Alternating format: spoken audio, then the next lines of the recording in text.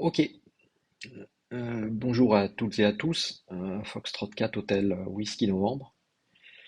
Je vous retrouve aujourd'hui pour vous parler de deux sujets. Le premier concerne le Raptor et le deuxième concerne le Salon Île-de-France. Si je fais cette vidéo aujourd'hui, c'est parce que j'entends sur l'air certaines choses. Je lis également les mails que je peux recevoir avec certaines interrogations. Je crois savoir également que sur certains forums, il y a également des questionnements sur le Raptor et sur le Salon Île-de-France. Je trouvais intéressant de répondre par le biais d'une vidéo parce que ça me prendra moins de temps que de rédiger ce qui est déjà rédigé d'ailleurs, puisqu'il y a pour l'un comme pour l'autre une documentation. Mais c'est bien connu, les documentations sont faites pour emmerder les gens qui les écrivent, mais pour ne surtout jamais être lues, malheureusement. Alors, concernant le Raptor, je replante un peu le décor. Le Raptor est un script qui a été développé par moi-même il y a 3 ans à peu près, je pense, et qui a pour but tout simplement de gérer des QSY automatiques euh, et d'aller là où il y a du trafic quand vous êtes à l'écoute du RRF. Donc, c'est très théorique, mais le plus souvent vous êtes en repos sur le salon d'appel du RRF. Il y a des périodes où il se passe rien, et parfois il peut y avoir un QSO qui démarre sur le salon bavardage par exemple. Si votre Raptor est activé, à partir du moment où une certaine temporisation sera atteinte, le Raptor va se mettre à écouter les salons du RRF. Et s'il détecte effectivement que vous êtes sur le salon d'appel, qu'il ne se passe rien et qu'un QSO démarre sur le salon bavardage, il va automatiquement vous envoyer sur le salon bavardage pour que vous puissiez écouter et éventuellement, dans un second temps, prendre part au QSO en cours. Le Raptor est installé par défaut sur votre distribution Spotnik. Et si vous ne l'avez pas ou que vous l'avez enlevé et que vous voulez le rajouter, il est bien évidemment téléchargeable depuis le repository GitHub consacré à ce projet. Je vous mettrai l'URL dans la description de cette vidéo. Maintenant, ce qu'il faut essayer de comprendre un petit peu, c'est comment est-ce que le Raptor fonctionne. Euh, le Raptor a une notion de salon actif et de salon passif. Il y a 7 salons actifs par défaut sur le réseau des répéteurs francophones.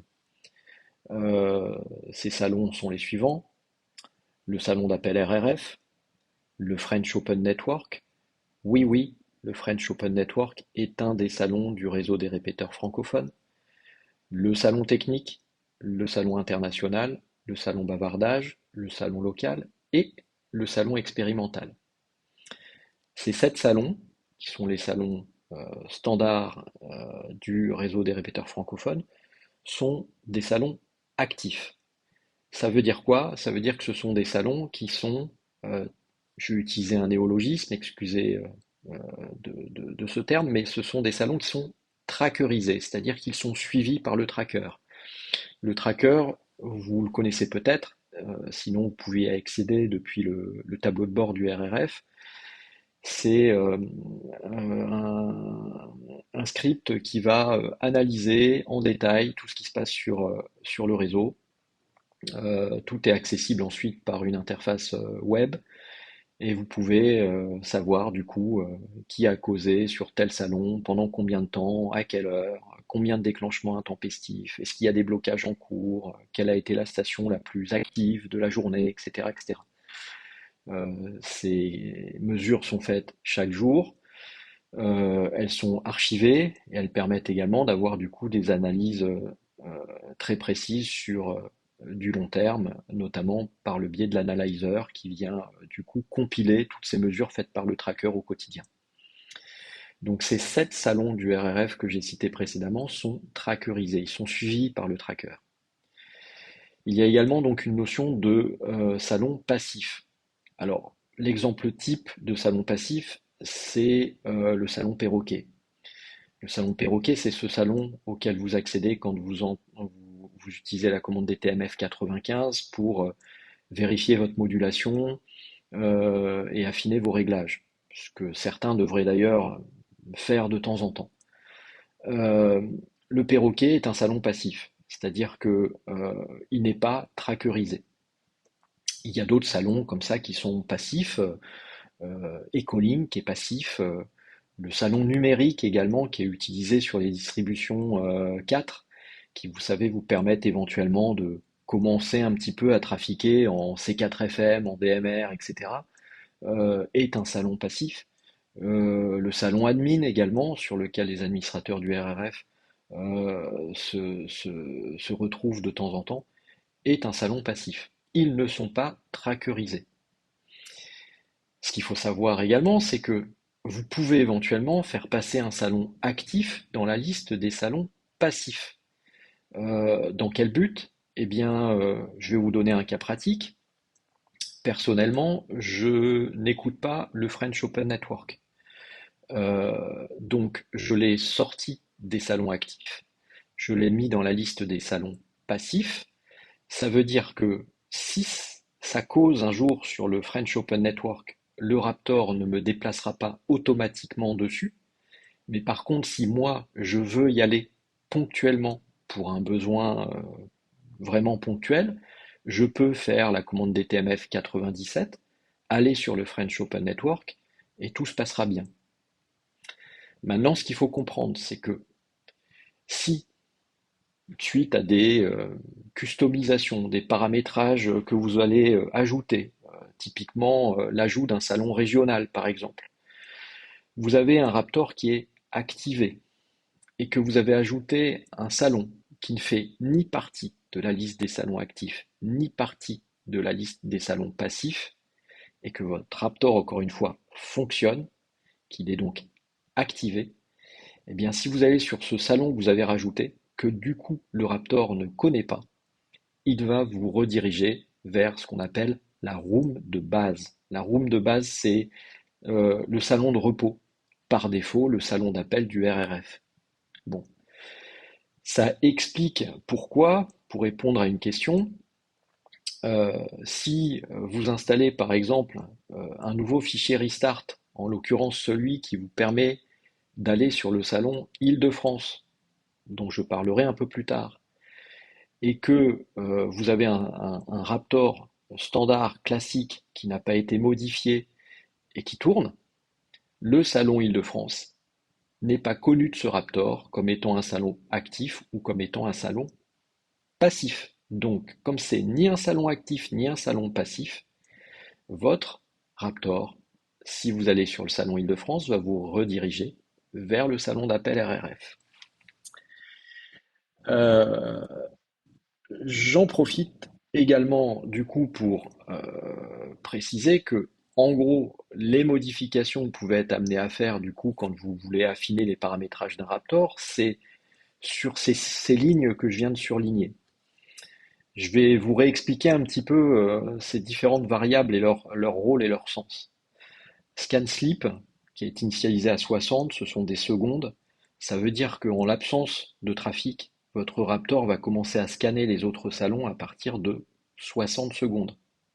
Donc, les 60 premières secondes, il ne se passe rien. Au bout de 60 secondes, ça ne parle plus sur le salon sur lequel vous êtes. Le Raptor va analyser le trafic sur les autres salons actifs que vous aurez laissés dans la liste des salons actifs. Donc, ils sont trackerisés. La variable qui est en dessous, park, c'est une variable qui peut être soit à true, soit à false, donc soit activée, soit désactivée. C'est ce qui va vous permettre de tout simplement dire au Raptor, s'il ne se passe rien, euh, va me parquer sur, en l'occurrence, la room de base qui est définie ici.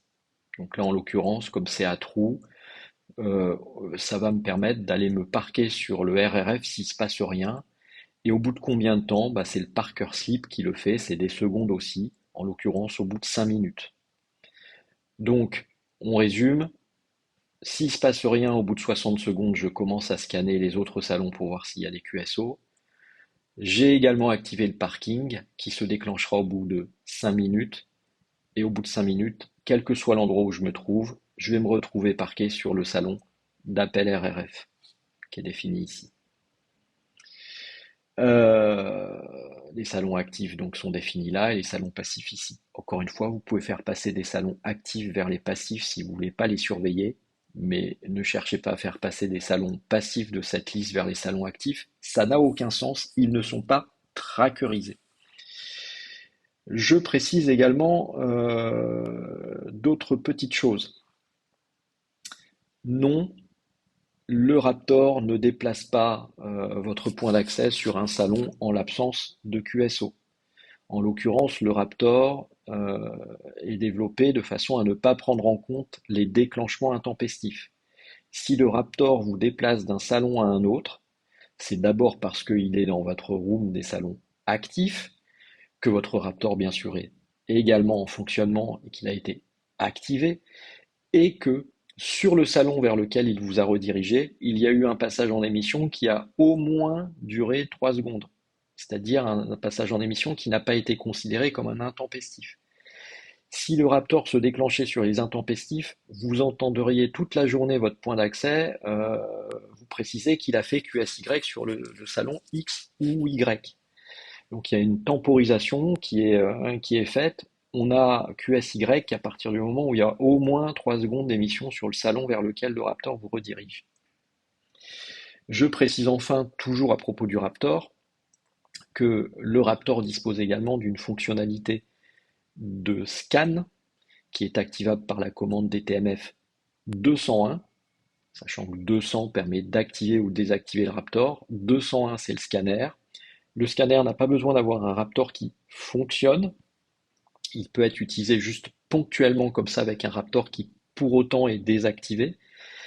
Qu'est-ce qu'il va faire ce scanner? Il va vous informer via une annonce vocale s'il y a un QSO en cours sur les salons actifs que vous suivez. Par défaut, les 7 salons que j'ai cités en tout début de vidéo. Euh, voilà pour le Raptor. J'espère que c'est un peu plus clair. Voilà, et à ma connaissance, il n'y a pas de bug. Donc j'entends parfois des personnes qui se plaignent en disant oui, non, ça marche pas, ou je sais pas pourquoi je me suis retrouvé à tel endroit ou ce genre de choses. Il n'y a pas de magie. C'est soit un problème de configuration, soit un problème de compréhension du fonctionnement du Raptor, mais le Raptor fonctionne de façon nominale. Euh, J'en arrive à parler maintenant du salon Île-de-France. Alors le salon Île-de-France, euh, j'ai vu donc certaines personnes également en parler sur l'air. Je crois savoir également qu'il a été question de ce salon sur le groupe RRF. Je n'y vais plus. Donc je voulais quand même réexpliquer un minimum les choses. Le salon Île-de-France, d'abord, n'est pas un salon officiel du réseau des répéteurs francophones. C'est assimilable à un salon régional, comme il y en a tant d'autres. La genèse de ce salon est partie du fait que, pour mener à bien les développements que je réalise pour le RRF, j'avais besoin de faire des tests, et il se trouve que depuis déjà bien trop longtemps, le salon expérimental est un peu squatté. Bon, j'avais pas forcément envie d'embêter les OM qui campent dessus. Je me suis dit, on n'est jamais mieux servi que par soi-même. Je vais me créer un salon avec un réflecteur et un SVX Link, et comme ça, je pourrais faire mes expérimentations sans embêter le reste du réseau. Il se trouve que d'autres stations de la banlieue proche, en l'occurrence le F1ZUJ de Créteil, administré par Pascal 4ICR, et le F5ZSO de Charenton, administré par Stéphane 5LGW, m'ont rejoint sur ce salon. En parallèle de ça, on a une actualité un peu particulière sur l'Île-de-France. Il se trouve que on a perdu un point d'accès, ou plutôt un relais emblématique de la région Île-de-France, en l'occurrence le F5ZAD, le R0, qui se trouvait sur Clamart. Euh, Ce relais a été démonté malheureusement puisque euh, donc ces aériens et toute l'installation étaient bien sûr fixés sur le toit d'un immeuble qui a été détruit. Le R0 a disparu. Ça crée un vide parce qu'il avait vraiment une très bonne couverture sur Paris et sur l'Île-de-France. Et j'ai trouvé intéressant d'essayer de pas remplacer parce que ça sera pas remplaçable, mais d'assurer un minimum l'intérim. J'ai trouvé intéressant d'essayer de greffer les points d'accès utilisant SVX Link se trouvant dans Paris ou proche banlieue ou d'une façon générale sur l'Île-de-France. En complément, vous l'avez suivi l'été dernier, la NFR a communiqué autour des JO 2024 en présentant notamment des choses concernant le plan de fréquence, tout ce qui va être mis en place, etc., etc. Ça a fait couler beaucoup d'encre. Il y a eu énormément d'OM qui se sont offusqués en parlant quasiment d'expropriation de nos fréquences, etc., etc. Bon, moi, je vais vous le dire tout net, les JO, c'est pas mon affaire, j'en ai pas grand-chose à faire, hein, voilà. J'ai même un peu tendance à angoisser à l'idée de voir la densité augmenter sur une ville comme Paris qui est déjà bien dotée. Néanmoins, je pense que, par contre, nous, en tant que radioamateurs, on a l'occasion, que dis-je, le devoir de se montrer coopératif ici et d'être dans une démarche positive. Et quelque part, je me suis dit également que, là encore, construire une bulle autour de l'Île-de-France, en vue notamment d'accompagner au mieux, si le besoin s'en fait ressentir, cet événement d'envergure mondiale, ça avait du sens. Donc le salon Île-de-France, il est né comme ça. Euh, Ce n'est pas un salon officiel appartenant au RRF, même si c'est probablement le salon régional qui s'est inscrit le plus dans l'éthique et l'ADN du RRF. Euh, Bien évidemment, il est ouvert et il encourage tout ce qui est modulation 100% radio, hein. Euh, il n'est pas ouvert aux interconnexions. Et d'une façon générale, si vous avez envie de rejoindre ce salon Île-de-France, on va vous demander quand même un minimum de prérequis. Le premier, c'est assez évident en fait, c'est de disposer d'une station répétitrice, donc un indicatif en Z. Le deuxième, c'est en plus d'avoir un CTCSS ou un DCS, d'un point de vue général, un subaudible actif. Ça peut vous faire sourire comme ça parce que c'est une des bonnes pratiques sur le RRF, mais a priori, c'est pas forcément compris et accepté de tous. Donc si vous n'avez pas de CTCSS et pas de DCS, c'est pas la peine de venir. Et d'une façon générale, surtout, être présent dans l'un des 8 départements de la région Île-de-France. Donc je vous redonne ces 8 départements: 75, 77, 78, 91, 92, 93, 94 et 95. En l'occurrence, si vous êtes au fin fond de la Dordogne ou en Papouasie-Nouvelle-Guinée avec une station Z, en fait, non, c'est pas la peine d'essayer de rejoindre le salon Île-de-France. C'est pas fait pour ça. Si vous avez une station de type hotspot, vous pouvez éventuellement rejoindre le salon Île-de-France si la curiosité vous y emmène, mais là encore, pareil, euh, à la limite, demandez à un admin si jamais vous avez l'autorisation de tout simplement rejoindre ce salon Île-de-France. Le but de ce salon Île-de-France n'est certainement pas de disperser les OM et franchement, si vous êtes déjà équipé du réseau des répéteurs francophones, allez trafiquer sur le réseau des répéteurs francophones. il est fait pour ça.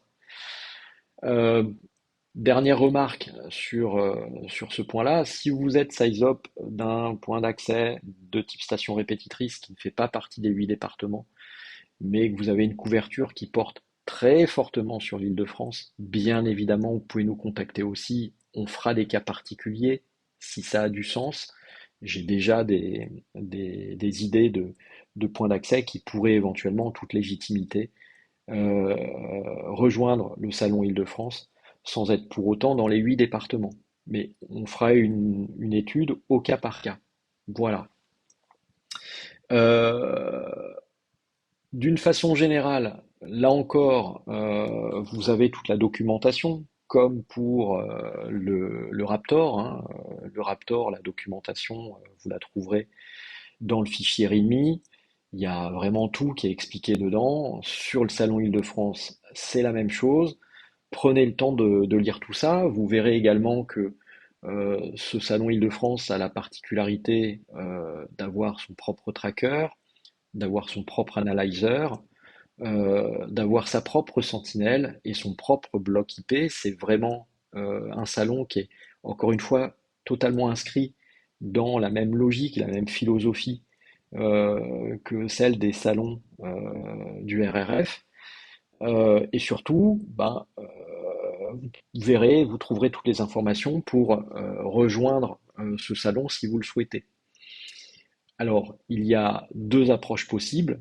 Vous avez soit en une seule commande un script qui va tout vous installer et qui ensuite vous permettra d'accéder au salon Île-de-France via la commande DTMF 104. Sinon, vous avez éventuellement une autre approche qui consiste à le faire pas à pas. Vous allez avoir donc la ligne de commande pour télécharger un nouveau fichier Restart, la ligne de commande pour télécharger un fichier web pour les annonces vocales, la mise à jour à faire au niveau du logic.tcl pour réorienter les commandes DTMF 104 vers ce salon Île-de-France, et la mise à jour du Raptor de façon à pouvoir profiter du fait que le salon Île-de-France est trackerisé et d'avoir un Raptor qui va également fonctionner sur le salon Île-de-France. Bon, donc lisez bien cette documentation, comprenez un peu comment tout ça fonctionne. Si bien sûr vous avez des questions, bah, n'hésitez pas. Vous connaissez mon mail, vous avez les commentaires en dessous également, euh, et, euh, et j'essaierai d'y répondre.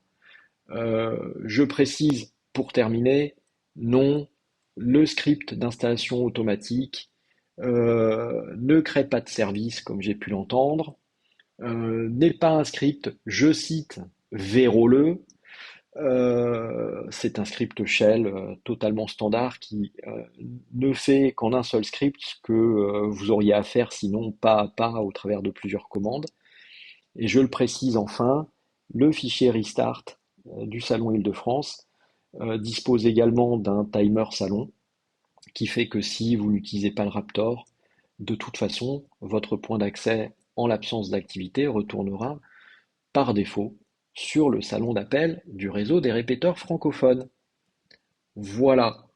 J'espère avoir été suffisamment clair et explicite. Euh, Encore une fois, prenez le temps de lire les documentations. Il y a vraiment, je pense, à peu près toutes les informations dessus. Je ne dis pas que j'ai répondu à toutes les questions, il y en a peut-être d'autres. N'hésitez pas à les poser, mais quand je vois la nature des questions et des interrogations et des choses que j'entends sur l'air, parfois je doute, je doute. Euh, donc, euh, donc voilà. Allez, je vous laisse. 73 à tous. Bon trafic et à très bientôt. 4HWN qui cesse cette vidéo. À plus.